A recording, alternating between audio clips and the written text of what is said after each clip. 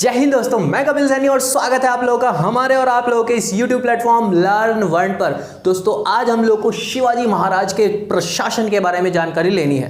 प्रशासन in the sense मतलब एक राज्य को सुचारू रूप से चलाने वाला जो प्रशासनिक ढांचा होता है उसके बारे में हम लोगों को जानकारी लेनी है। ये जो इनका प्रशासन था, इस प्रशासन को बेसिकली वैसे अगर देखा जाए तो बहुत से अनेकों टुकड़ों में डिवाइड किया जा सकता है, बट मैंने इसको समझने की दृष्टि से 4 पार्ट में डिवाइड किया है। अब वो 4 पार्ट हैं क्या, उन 4 पार्टों के बारे में हम लोग चर्चा कर लेते हैं। एक तो हम लोग शिवाजी महाराज के प्रशासन से रिलेटेड पढ़ेंगे।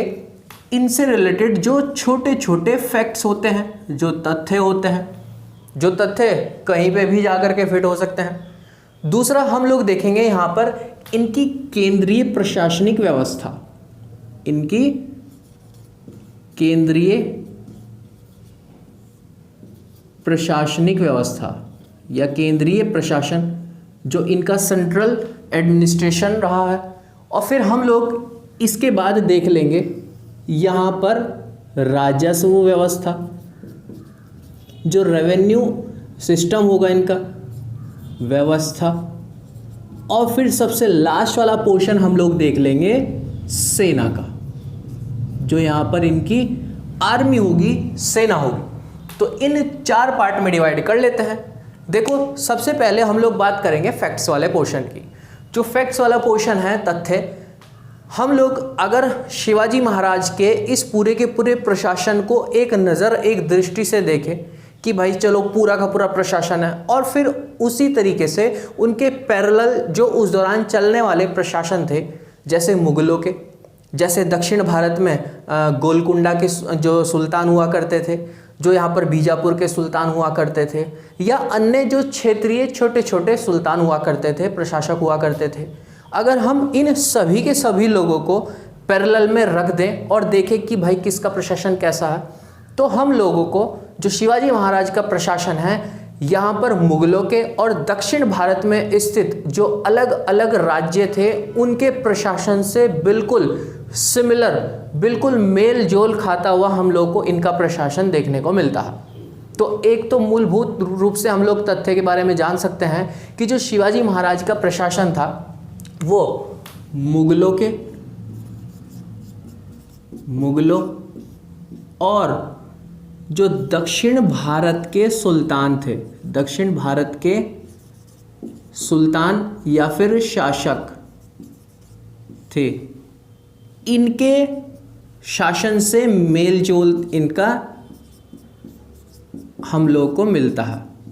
किसका प्रशासन जो है, इन लोगों का जो प्रशासन था उससे लगभग मेलजोल हम लोगों को इनका नज़र आता है, प्रतीत होता है। जब हम लोग शिवाजी महाराज के इस पूरे के पूरे एरिया के बारे में पढ़ते हैं, जो पूरा का पूरा शिवाजी महाराज के अंडर कंट्रोल हुआ करता था, वैसे तो इसकी कोई शेप कहना जो है उचित नहीं होगा, लेकिन एक मैं कह सकता हूँ कि एक थोड़ा सा ट्रायंगल टाइप का हम लोगों को नज़र आता है। तो इसमें हम लोग जब पूरब की तरफ देखते हैं, दक्षिण की तरफ देखते हैं, अलग अलग क्षेत्रों में देखते हैं, तो मूल रूप से हम लोग इन सीमाओं को डिवाइड कर लेते हैं। तो अगर मैं इनके प्रशासन के विस्तार के बारे में आप लोगों से बोलूं तो मैं कह सकता हूं कि जो प्रशासन था, इसकी पूर्वी सीमा जो शिवाजी महाराज का प्रशासन था, इसकी पूर्वी सीमा बागलना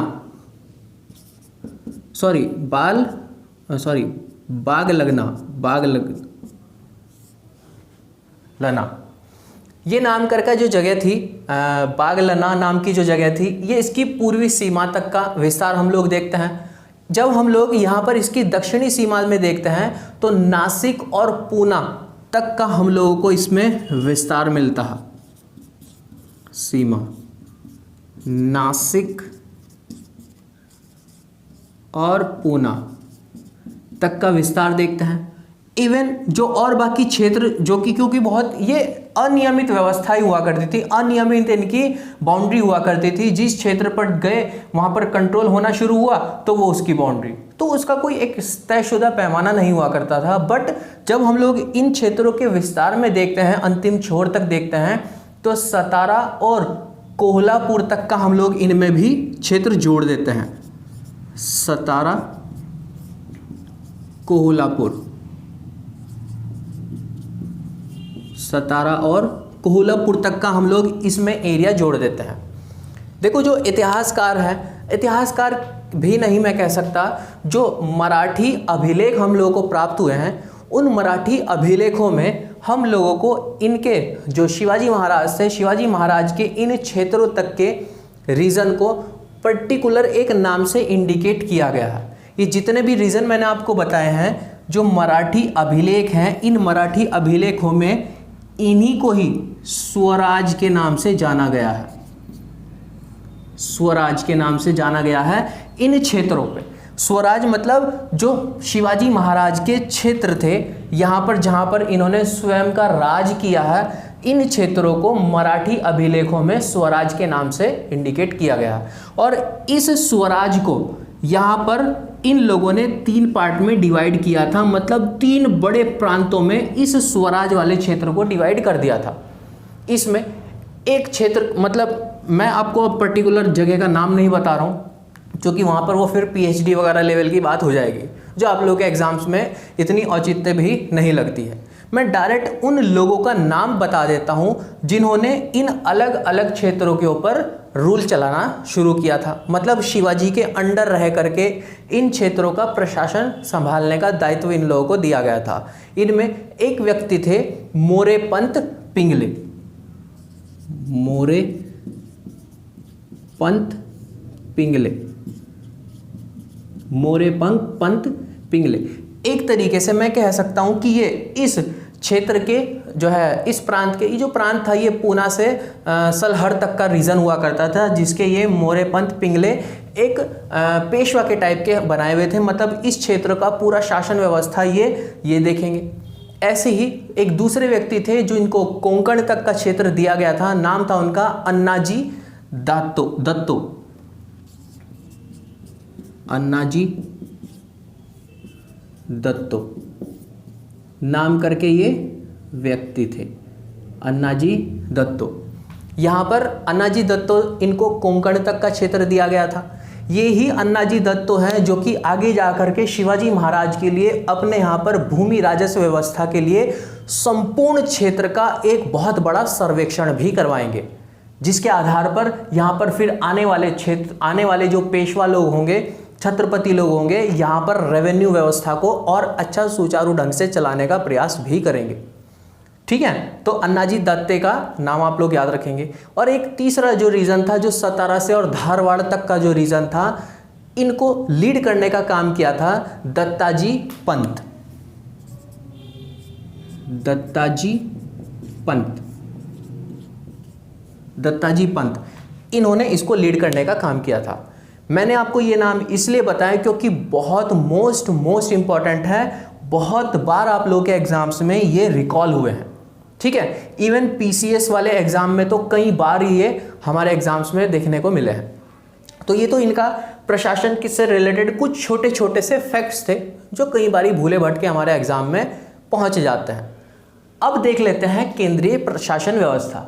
जब शिवाजी महाराज यहाँ के प्रशासन पर बैठते हैं, छत्रपति की उपाधि धारण करते हैं 1674 में, तो यहाँ पर एक सुचारू ढंग से अपने शासन को चलाने के लिए भाई साहब प्रशासनिक मशीनरी की भी आवश्यकता होगी।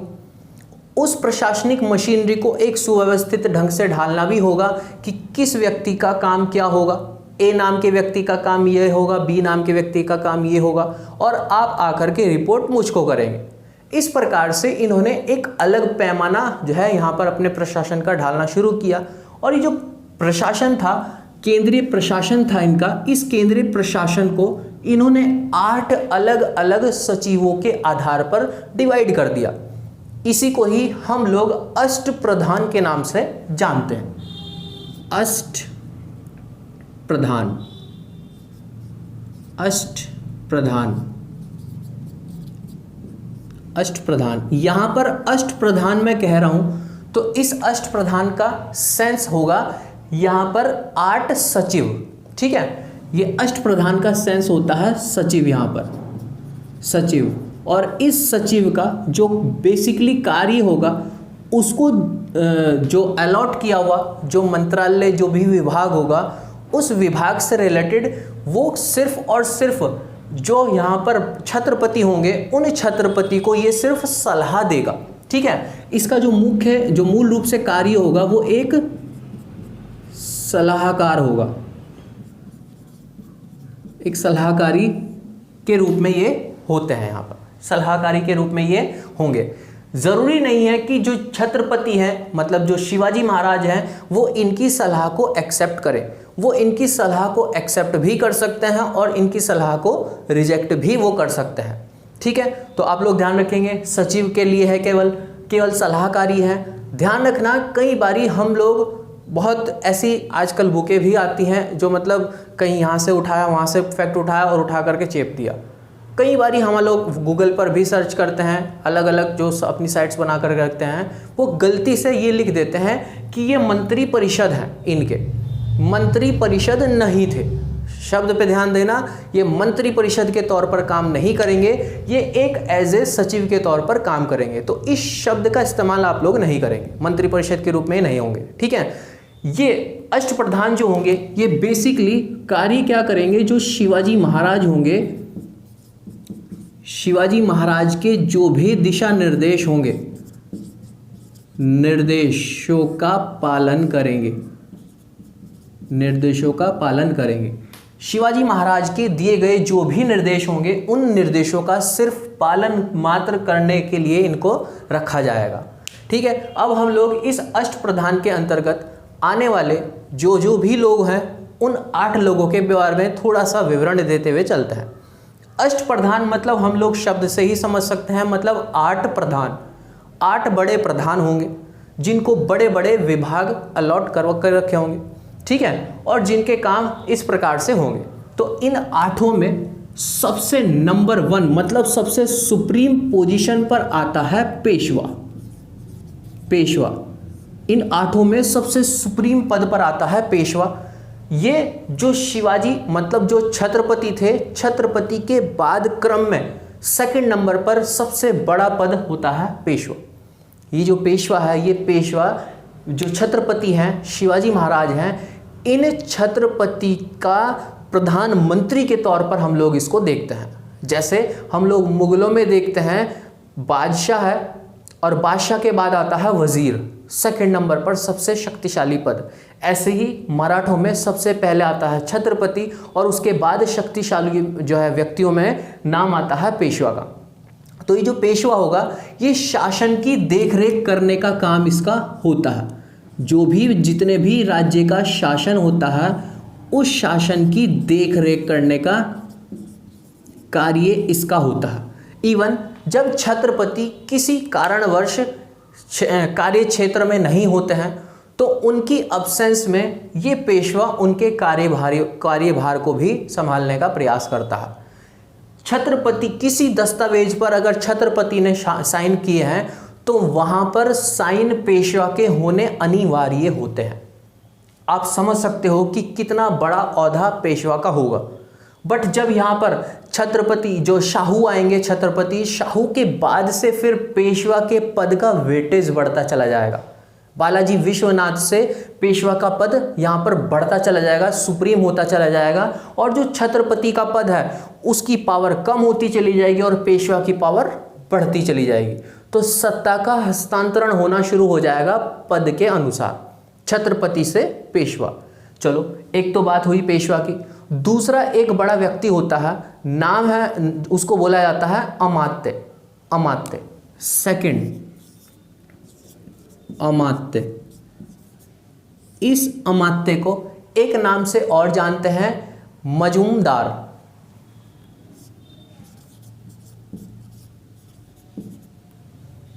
सॉरी,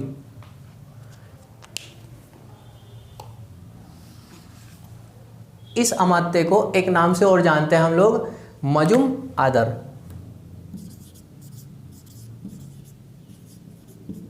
मजूम आदर, मैं मजूमदार चला गया कहीं और।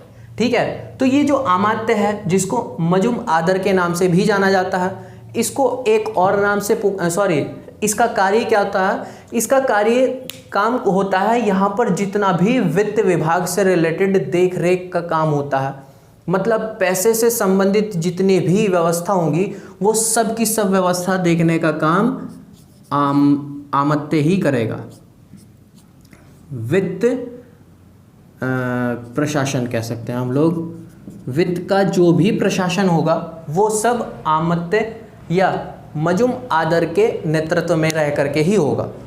एक तीसरा और पद आता है, तीसरे पद को हम लोग बोलते हैं मंत्री। ठीक है, एक तीसरा व्यक्ति और आता है, इसको हम बोलते हैं मंत्री। इस मंत्री को एक नाम से और जानते हैं, वाकिया नवीस। वाकिया नवीस, वाकिया नवीस या फिर मंत्री, इसको इस प्रकार से दो नाम से जानते हैं। इनका जो मुख्य काम हुआ करता था, जो भी राजा के दैनिक कार्य हुआ करते थे एक दिन के, मतलब आप समझ सकते हो पर्सनल सेक्रेटरी थे। जैसे हम लोग अपने पर्सनल सेक्रेटरी रख देते हैं कि भाई साहब मेरे दिन का जितना भी शेड्यूल होगा, जिससे भी जो भी मिलना वगैरह है, सब टाइम फिक्स कर लो, इतने बजे ये व्यक्ति आएगा, उतने बजे व्यक्ति आएगा, मैं ये हेडेक नहीं रखूँगा। तो समझ सकते हैं ये जो व्यक्ति था ये इनका पर्सनल सेक्रेटरी हुआ करता था। किसका? जो यहाँ पर राजे हुआ करते थे। राजे इसका सेंस छत्रपति जो हुआ करते थे, छत्रपति को राजे बोला करते थे वो, राजे, राजा नहीं राजे। ठीक है, तो इसका काम हुआ करता था छत्रपति का जो भी दिनचर्या हुआ करती थी, दैनिक कार्य हुआ करते थे, दैनिक कार्यों की जानकारी रखना, सबका सब काम इसका होता था। प्लस दरबार की सबके सब जानकारी रखना इसका कार्य हुआ करता था कि भाई साहब दरबार के अंदर अब कार्रवाइयाँ कैसी होगी। आप लोग सुनते हैं, जब हम लोग कोर्ट कचहरी के बारे में पढ़ते हैं तो एक दरबान होता है, वो बोलता, सॉरी दरबान तो नहीं कहूँगा मैं, वहाँ पर जो मुंशी वगैरह होते हैं वो उस कार्य को देखने का कार्य करते हैं कि भाई साहब चलो अब इसकी फाइल आएगी, अब उसकी फाइल आएगी, मतलब वो एक व्यवस्थित ढंग से उस चीज़ उस प्रकार से कार्य करने का जो है प्रयास करते हैं उसमें, मतलब एक सुव्यवस्थित ढंग से उस व्यवस्था को चलाने का प्रयास करते हैं। यही काम इस यहाँ पर मंत्री या फिर वाकिये नवीस का हुआ करता था। दरबार की कार्रवाई को, जो दरबार था उस दरबार की दैनिक कार्रवाई को सुचारू रूप से चलाने का कार्य इसी का ही हुआ करता था। एक व्यक्ति और हुआ करता था जिसको बोला करते थे सचिव या फिर शुरू नवीस। सचिव या फिर शुरू नवीस, सचिव या फिर शुरू नवीस। ये जो सचिव हुआ करता था, ये जितने भी परगना हुआ करते थे, परगना का सेंस समझ लेते हैं। जैसे एक बड़ा प्रांत हुआ, मैंने आपको बताया था कि 3 बड़े प्रांतों में था। वैसे जब छत्रपति जी थे यहाँ पर तो 4 बड़े प्रांतों में उन्होंने अपने क्षेत्र को बांटा हुआ था। तो प्रांत हुआ और प्रांत के बाद फिर एक इकाई आती है परगना, फिर यहाँ पर एक इकाई आती है गांव। तो यहाँ पर वो जो परगना नाम की जो जगह है, उस परगना का हिसाब किताब रखने का जो जिम्मे था वो सब का सब इस सचिव या फिर शुरू नवीस का हुआ करता था। मतलब परगना का हिसाब, परगना का जितना भी लेखा जोखा हुआ करता था, हिसाब हुआ करता था, वो इनके द्वारा हुआ करता था। प्लस राज्य दरबार में, मतलब मेरा अगर शासन है, मैं छत्रपति हूँ, थोड़ी देर के लिए मान लो मैं खुश हो जाऊँगा, अगर मैं छत्रपति हूँ तो जाहिर सी बात है दूसरे जो राजा महाराजा होंगे वो राजा महाराजा मेरे से कांटेक्ट करने का प्रयास करेंगे। किसके? पत्र के माध्यम से। मैं किसी राजा महाराजा से कांटेक्ट करने का कार्य करूँगा पत्र के माध्यम से। तो जो पत्रों का जो भी आदान प्रदान हुआ करता था, उन सब को नियमित करने का कार्य भी इसी सचिव का ही हुआ करता था। ठीक है, तो जो राजकीय पत्र व्यवहार हुआ करते थे, राजकीय पत्र व्यवहार, राजकीय पत्र व्यवहार का जिम्मा भी इस सचिव या फिर शुरू नवीस के माध्यम से ही हुआ करता था। एक व्यक्ति और हुआ करते थे, नाम जिसको हम लोग बोलते हैं दबीर। दबीर या फिर सुमंत। फिफ्थ दबीर या फिर सुमंत, दबीर या सुमंत इसको बोलते हैं। जो दबीर होता था, दबीर मतलब सीधा सा समझ लो जो हमारे यहाँ पर जैसे आज के टाइम में विदेश मंत्री होते हैं, विदेशों के साथ जो कांटेक्ट रखने वाले होते हैं या फिर वहाँ पर देख रेख करने का काम करते हैं कि यहाँ पर ये कैसी व्यवस्था चल रही है, फिर कैसी नहीं चल रही है, उन सब का जिम्मा हमारे यहाँ पर उस दौरान दबीर का हुआ करता था। मैं सीधा सा एक छोटा सा शब्द लिख देता हूँ, विदेश मंत्री। विदेश मंत्री, दबीर या फिर सुमंत का कार्य होता था विदेश मंत्री का। एक पद और होता था जिसको सेनापति कहा जाता था, बहुत मोस्ट इंपॉर्टेंट पद होगा ये, आगे जाकर के कहानियों में हम लोग देखेंगे इसमें सेनापति, और इसको सर ए नौबत भी कहा जाता था। सेनापति, सेनापति, सर ए नौबत, सर ए नौबत।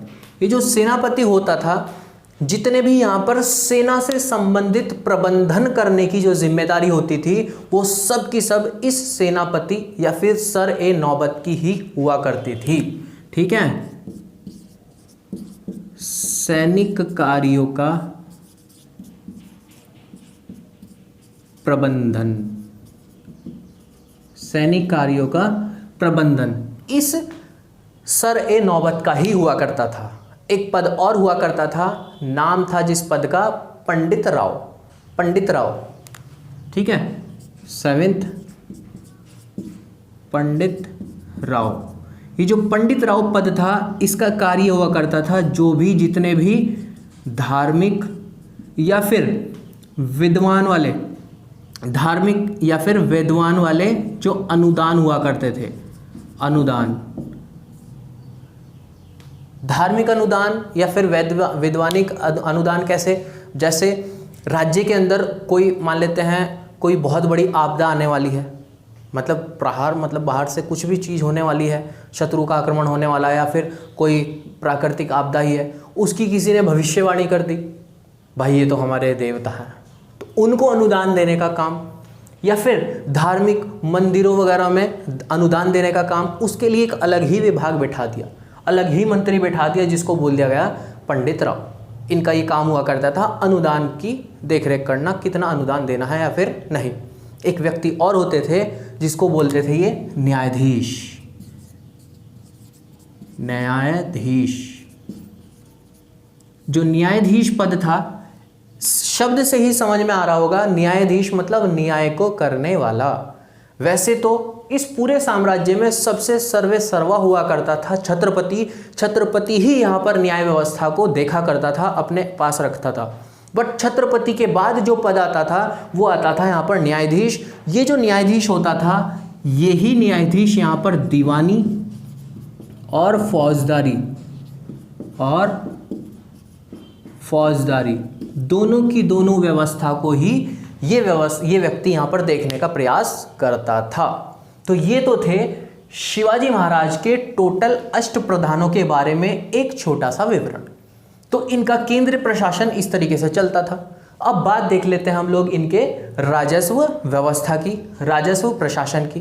ये जो राजस्व प्रशासन था, इसमें भी हम लोगों को मूल रूप से छोटी छोटी सी, जो मैं उम्मीद कर रहा हूँ कि आप लोगों ने इसको लिख लिया होगा, नहीं लिखा तो आप इसका स्क्रीनशॉट ले सकते हैं। ठीक है, तो अब इस जो राजस्व प्रशासन है, इस राजस्व प्रशासन के अंतर्गत हम लोग छोटी छोटी सी चीज़ों को उठाएंगे।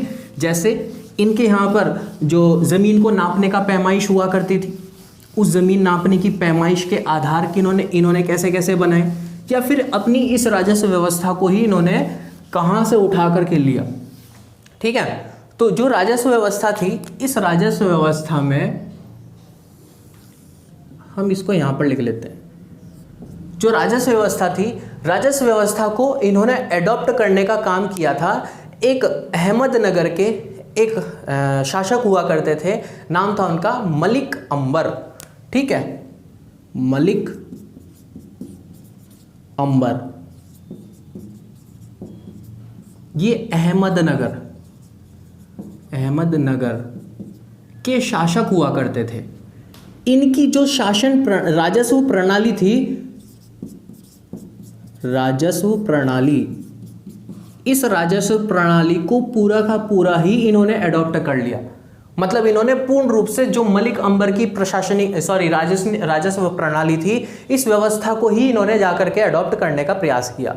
और इनकी जो राजस्व प्रणाली थी ये हुआ करती थी रैयतवाड़ी व्यवस्था पर, रैयतवाड़ी व्यवस्था पर आधारित थी। इस रैयतवाड़ी व्यवस्था के बारे में हम लोग अपने अगले चरण में पढ़ेंगे, जहाँ पर इजारेदारी, रैयतवाड़ी, महलवाड़ी, इन सभी की सभी व्यवस्था को हम लोग को पढ़ना है।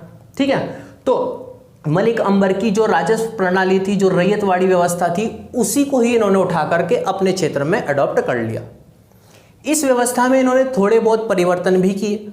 यहाँ पर जैसे जो रैयतवाड़ी व्यवस्था के तहत वहाँ पर हुआ करता था, वो यहाँ पर जमींदारों का बहुत ज़्यादा बोलबाला हुआ करता था। इन्होंने इसमें थोड़ा सा फेरबदलाव किया और जो लगान लेने की जो व्यवस्था हुआ करती थी, उस लगान लेने की व्यवस्था को इन्होंने फिक्स वगैरह नहीं करवाया था।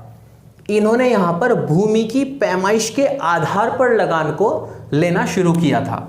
यहाँ पर जो लगान था, जो इनका रेवेन्यू हुआ करता था, वो भूमि की पैमाइश के आधार पर हुआ करता था। जो लगान हुआ करता था वो भूमि की पैमाइश के आधार पर हुआ करता था।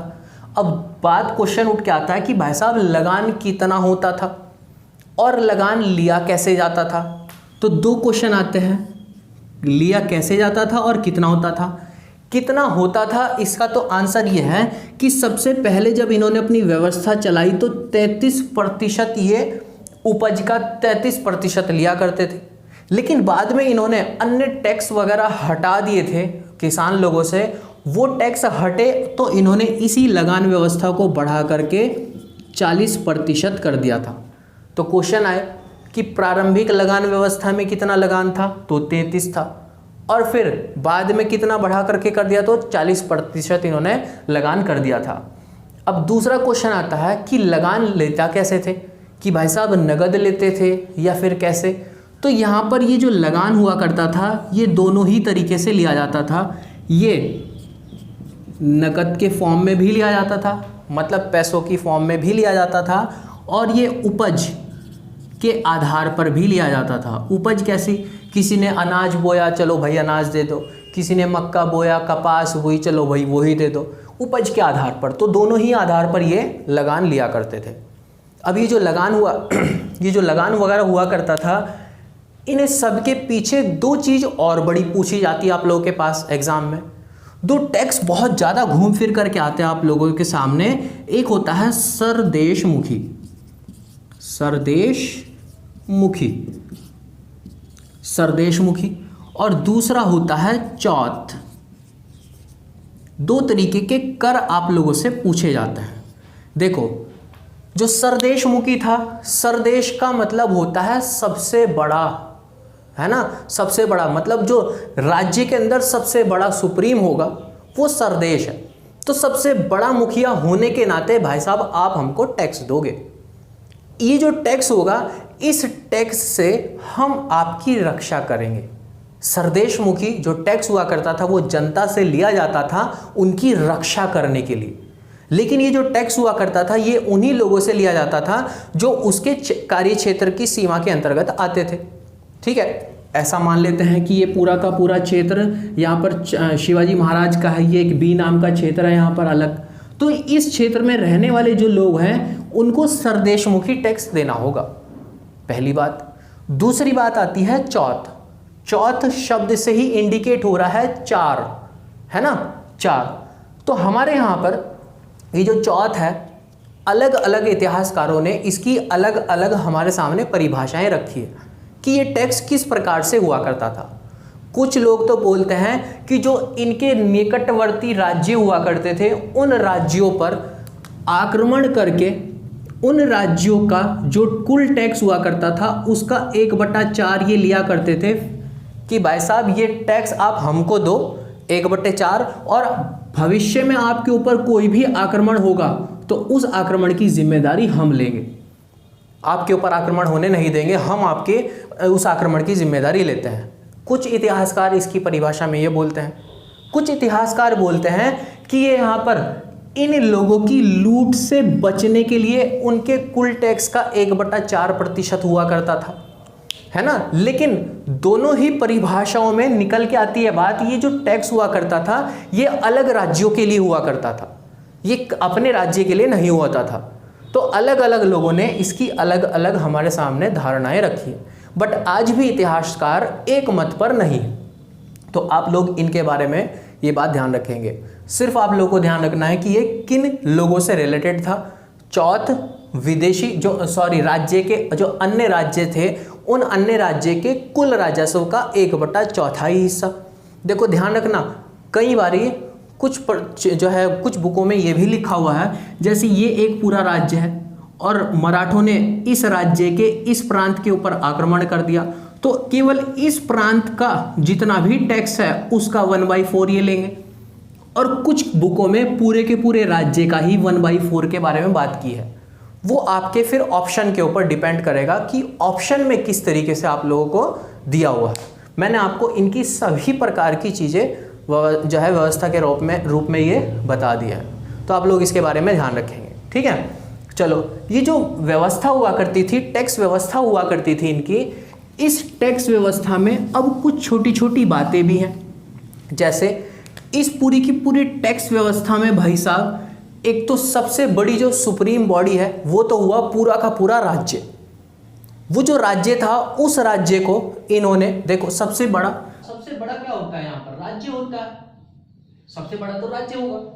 उस राज्य को लीड करने का काम करता है यहाँ पर छत्रपति, सबसे बड़ा छत्रपति। और उस राज्य के अंडर काम करता है प्रांत, और इस प्रांत को लीड करने का काम करता है सूबेदार।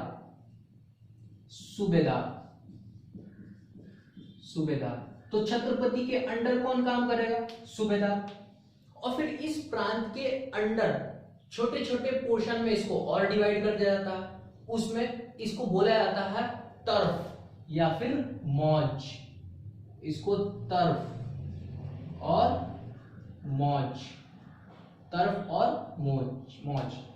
इस तर्फ और मौज को लीड करने का काम करता है यहां पर कारकुन।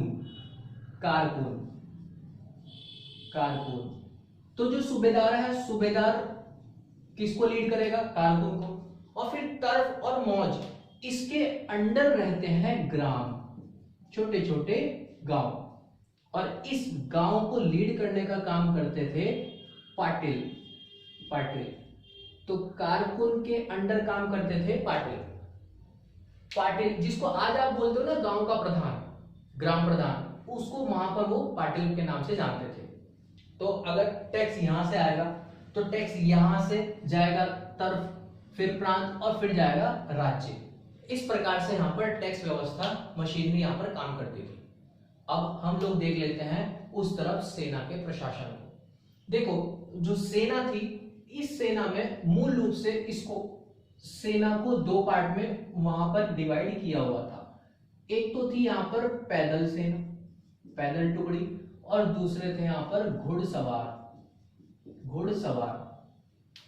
तो जो पैदल टुकड़ी है उसके बारे में तो समझाने की आवश्यकता नहीं है, उम्मीद है आप लोग इतने इंटेलिजेंट तो होंगे ही।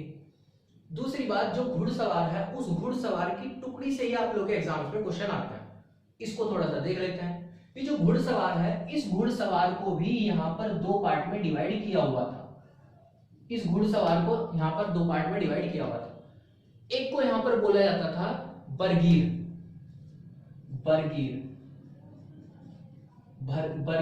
घुड़सवार, और दूसरे घुड़सवार को बोला जाता है यहां पर सिलेदार। बहुत बार आप लोगों के एग्जाम में क्वेश्चन आए हुए हैं इनसे रिलेटेड।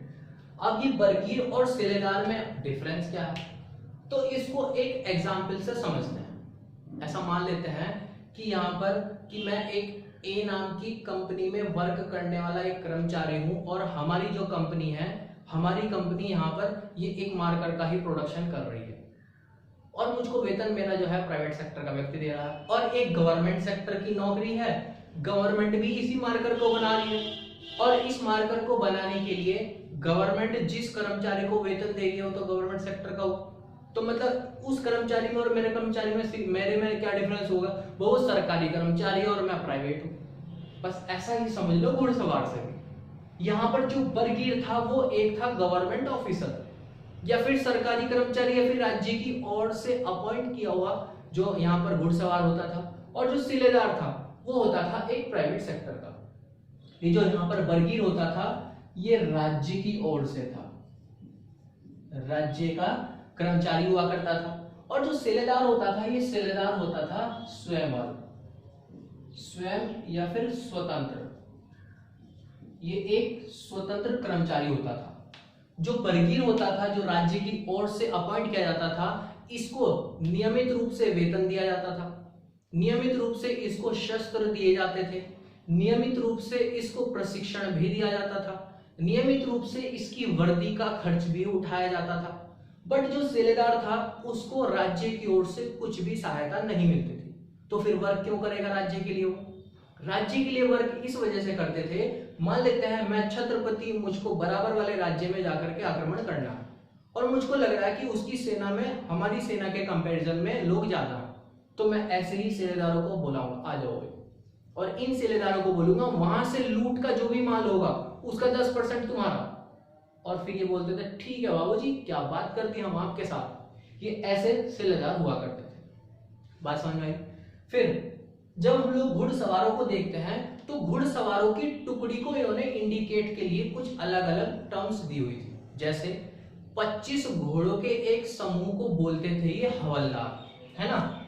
यहां पर जो 25 घोड़े थे, 25 घोड़ों के समूह को बोला जाता था हवलदार। 25 घोड़ों के एक ग्रुप को बोला जाता था हवलदार, और 5 हवलदार के एक ग्रुप को बोला जाता था जुमलादार। 5 हवलदार के ग्रुप को बोला जाता था